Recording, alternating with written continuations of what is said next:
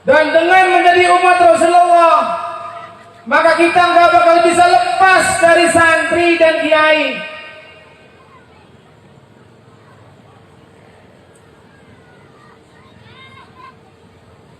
Karena para santri, para kiai,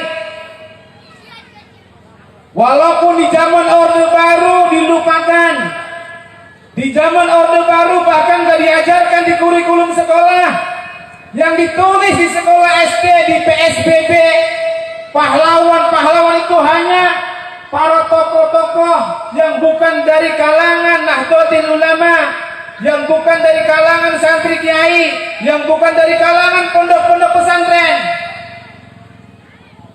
yang ditonjolkan dari kalangan-kalangan militer, dari kalangan-kalangan para bangsawan, para pejabat, para raja-raja, sementara para kiai, para santri tidak ditonjolkan.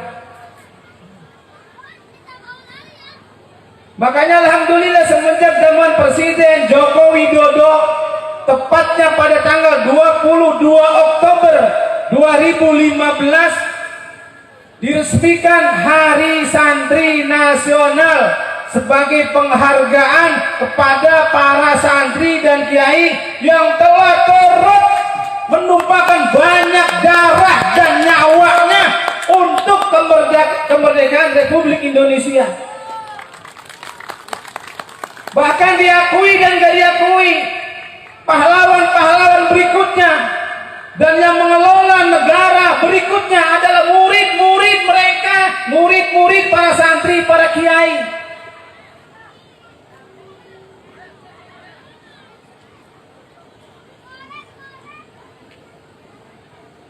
Dulu tatkala Indonesia sudah merdeka 17 Agustus 1945, 1 bulan kemudian tentara Inggris, tentara Inggris yang disebut NICA, NIHA. Dia diperintahkan oleh Hindia Belanda untuk mengontrol pasca kemerdekaan RI dari penjajahan Jepang. Tapi ternyata di belakangnya ditumpangi oleh Belanda. Maka disebutlah tentara sekutu Inggris ditumpangi Belanda. Tujuannya untuk mengamankan kerusuhan setelah Jepang hengkang, kalah. Ternyata malah dia sendiri yang bikin recok lagi karena ingin menjajah lagi. Semenjak datangnya tentara sekutu tanggal 19 September 1945, maka Indonesia yang sudah merdeka bergejolak lagi, kisruh lagi. Dan tidak ada pergerakan yang memulai. Maka Soekarno pusing dan bingung harus kemana curhatnya. Maka beliau curhatlah kepada Mbah Hashim Asy'ari dan para ulama-ulama Nahdlatul Ulama. Maka tepat pada tanggal 22 Oktober 1945, 1 bulan setelah Soekarno curhat, maka dicetuskanlah, dikeluarkanlah fatwa resolusi jihad, yang mana isinya setiap kaum muslimin muslimat, baik lanang, baik wadon, tua maupun muda, wajib untuk membela tanah air dari tekanan sekutu. Hukumnya wajib bagi yang jaraknya kurang dari 94 kilo, dan hukumnya fardu kifayah bagi yang jaraknya lebih dari 94 kilo.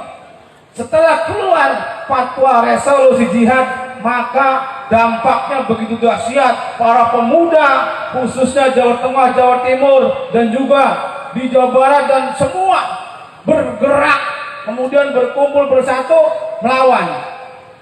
Maka mulailah terjadi perlawanan demi perlawanan, sampai kemudian puncaknya terbunuhlah jenderal Inggris yang bernama Malabi.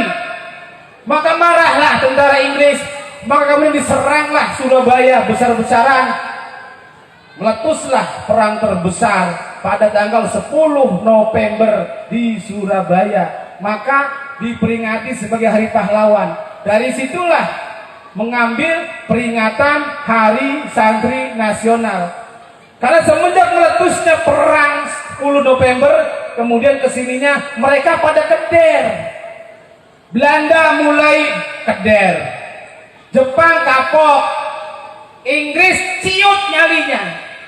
Bahkan tentara-tentara sekutu yang dari luar mulai berpikir 1000 kali kalau mau menekan dan menyerang Indonesia, karena di dalamnya banyak pasukan berani mati, yaitu para santri dan kiai yang bersatu bahu-membahu dengan para tentara Republik Indonesia.